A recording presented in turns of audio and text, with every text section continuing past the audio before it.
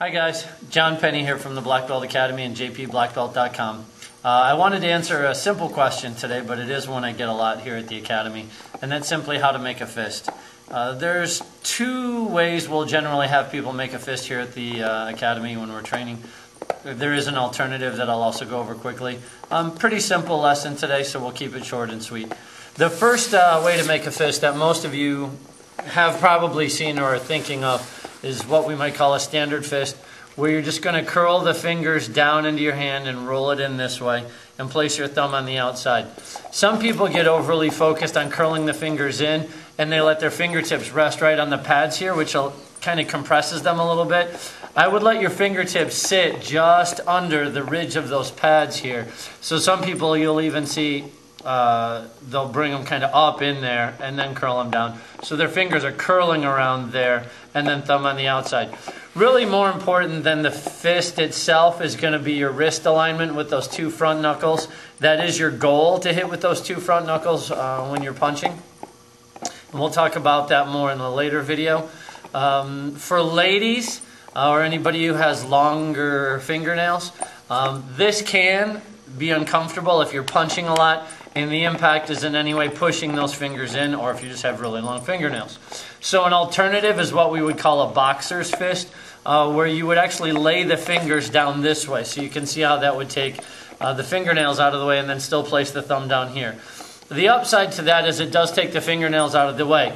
The downside is if you do take an impact a little bit lower on the fist, it's pretty unforgiving as far as there's nothing backing up those fingers there. So there are some people that would just tell the ladies, cut your fingernails. Well, okay, but you might not really be into that idea. Or if you're more of a fitness kickboxer or a boxer, so every time you're making a fist, it's in a glove and you got a lot of protection, might not be an issue. But it is something to consider. So we have our regular fist here. We've got our boxer's fist here. Of course, an alternative we have to consider, or a possibility we need to think about, is the idea that in self-defense, bare knuckle punching somebody to the head might not be the best idea. Even if we have good wrist alignment and we hit with the knuckles that we intend, there's a possibility of breaking some bones in there just with that bone-on-bone contact to the head and damaging the wrist. So the alternative that most people are pretty familiar with, but if you're not, here you go, is just a simple palm strike. The body mechanics and the rotation are going to be the same, and we'll talk about that in a later video. It's the same mechanics as your punch. The only change is that you're going to open that hand up and generally strike with the heel of your palm. We'll talk about rotation and all of that later, but what that's doing is taking some of those smaller, more fragile bones and taking them out of the equation so you can strike with something that's a little bit more resilient. The nice thing about that option is you don't risk breaking bones as easily, and so then if your intent is to transition to a knife or to a pistol or to something else, that fine motor skill will be a little bit more intact, and it'll be easier to handle that pistol if you don't have a number of broken bones in your hands and your fingers. There are some people who would go so far as to say, well, in self-defense or in a street fight, you should never punch. Debatable.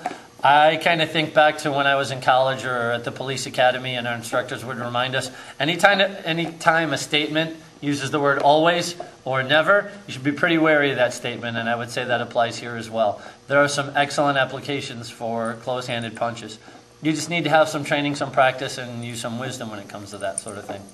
Hey, thanks for watching today. If you have any questions that you want answered, please contact me at John, Jon, at jpblackbelt.com. Okay, not the groin, not the groin. Oh! Oh!